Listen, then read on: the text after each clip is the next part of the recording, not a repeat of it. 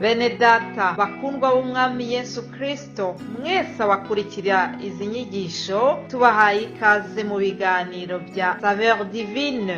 Ibi biganiro mu bitegurirwa n'abavugabutumwa bwiza batandukanye, akaba ari umuhamagaro ugendera ku ijambo ry'Imana byanditse mu gitabo cy'ubutumwa bwiza uko bwanditswe na Matayo ibice 24 umurongo wa 14. Kandi ubutumwa bwiza bw'ubwami buzigishwa mu isi yose ngo bube ubuhamya bwo guhamiriza amahanga yose, nibwo imperuka izahera ko ize. Ibi biganiro mubikurikira ku channel ya YouTube yitwa Saveur Divine. Tubifurije kugubwa neza. Imana Data ari nayo So ibaha umugisha.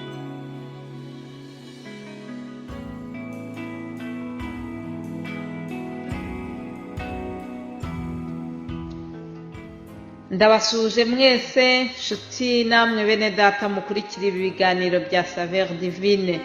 Amahoro ya Kristo nabane namwe mwese aho muherereye hose. Muri kumwe na Immaculée Nyiraneza, akaba ari njyewe mugiye gusangira ijambo ry'Imana. Imana yaduteguriye uyu munsi.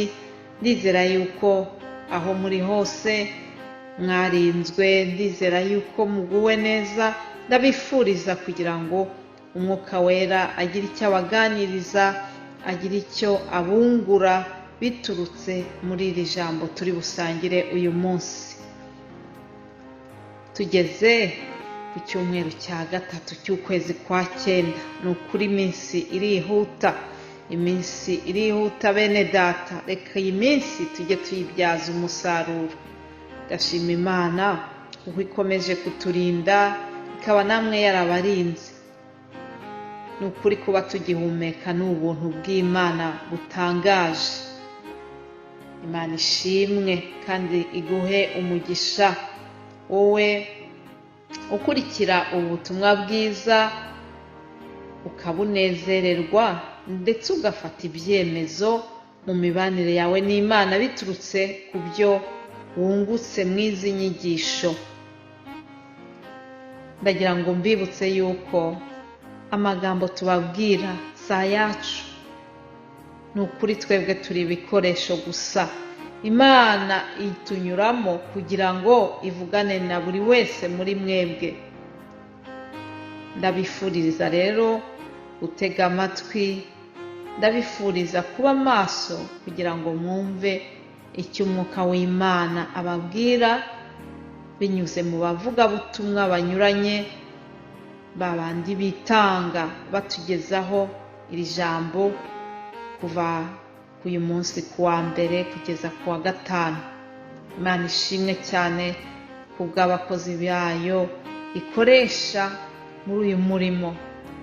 Ndashimira Imana cyane kuko ariyo nyiri uyu murimo. Ni ukuri ndabizi yuko ubereye maso. Uyu murimo si akarima k'umuntu kanaka cyangwa se akagatsiko kanaka. Oya, ni umurimo, ni umuhamagaro w'Imana. Ndashima Uwiteka kuko yemeye kutugira ibikoresho bye. Reka ducishwe bugufi maze we ashyirwe hejuru mu byo tuvuga byose, mu byo dukora byose. Ni ukuri turifuza guca bugufi cyane kugira ngo Uwiteka wenyine abe ari ushyirwa hejuru. Haleluya. Abadusengera basengera iyi ministère ya Saveur Divine, ushyigikira mu buryo bufatika kugira ngo izi video zitegurwe, mwifurije umugisha utagabanije. Ndakwifuriza umugisha kuri wowe ndetse n'abazagukomokaho bose. Bibiliya ijambo ry'Imana mu Baheburayo 6 umurongo wa 10 hari ijambo nkunze cyane numva nifuza kongera kubasangiza. Ijambo ryo gushimira buri muntu wese ushyigikira kino gikorwa. Haranditse ngo kuko Imana idakiranirwa ngo yibagirwe imirimo yanyu n'urukundo mwerekanye ko mukunze izina ryayo, kuko mwakoreraga abera nanone mukaba mukibakorera. Amen. nshuti yanjye wowe ushyigikira iki gikorwa, ndagira ngo nkubwire ngo Imana yacu ntabwo ikiranirwa, Imana yacu ntabwo yibagirwa umurimo mwiza wakoze ushyigikira kino gikorwa. Izaguhembera ukiri mu isi ndetse izaguhemba iguhe n'ijuru. Haleluya! Kubamenyereye rero gukurikira ibi biganiro, muzi neza ko buri cyumweru tuba dufite teme cyangwa se umutwe w'ijambo tuganiraho, ukaba aba ari wo dukurikira kuva ku wa mbere kugeza ku wa gatanu. Muri iki cyumweru dutangiye rero tuzavuga ku buryo dukunda Imana. Wowe unyumva, ni gute ukunda Imana? Hari uburyo dukunda abana bacu, hari uburyo dukunda abagabo cyangwa abagore bacu. Buri muntu afite uburyo akunda mugenzi we. Ariko se Imana yacu tuyikunda gute? Mbese umwami Yesu yifuza ko tumukunda gute? Comment aimons-nous Dieu? Comment aimer Jésus? Mumbabarire mbivuge no mu gifaransa kugira ngo wenda iyi teme muzayisobanukirwe neza. Umuririmbyi umwe byaramurenze, araterura aravuga ati, Yesu ndagukunda cyane, ndakwihaye, nzinutswe uko ibyaha byanjye binezeza. Haleluya!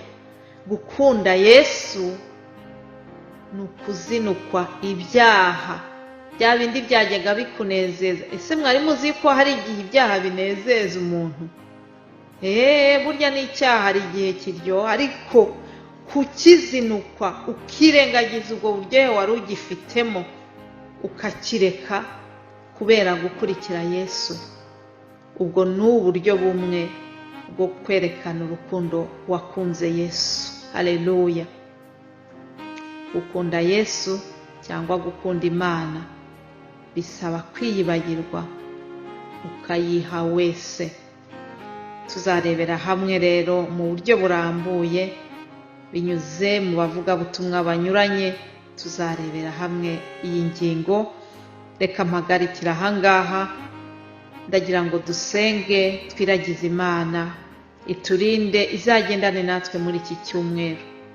Mana Data wa twese wo mu ijuru, nje imbere yawe Mwami, nkuzaniye ubwoko bwawe, nkuzaniye abana bawe bakurikira ibi biganiro.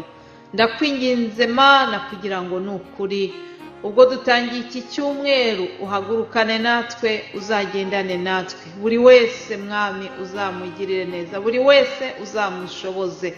Sabiye abakozi b'Imana bazavuga ijambo, ndakwinginze kugira ngo wowe ubwawe uzahafungure akanwa kabo, maze ukomeze ubagire ibikoresho byawe. Wivugire Mwami, ducishwe bugufi, maze wowe ushyirwe hejuru. Uwiteka we, ndagushimiye cyane kubw'uyu murimo. Ndagushimiye kuko ari wowe ubereye maso. Ndagushimiye kuba waratwizeye ukadugira ibikoresho byawe. Sabiye buri wese ukurikira izi nyigisho, sabiye abazumva iri jambo kugira ngo Mwami rizagire icyo rihindura mu buzima bwabo. Ngwino rero ubane natwe uyu munsi, turagusabye kugira ngo uherekeze buri wese mu byarimo. Iki cyumweru dutangiye kizabe icy'umugisha. Haleluya! ubane n'abana bawe, udushyigikire mu izina rya Yesu tubisabye, amen.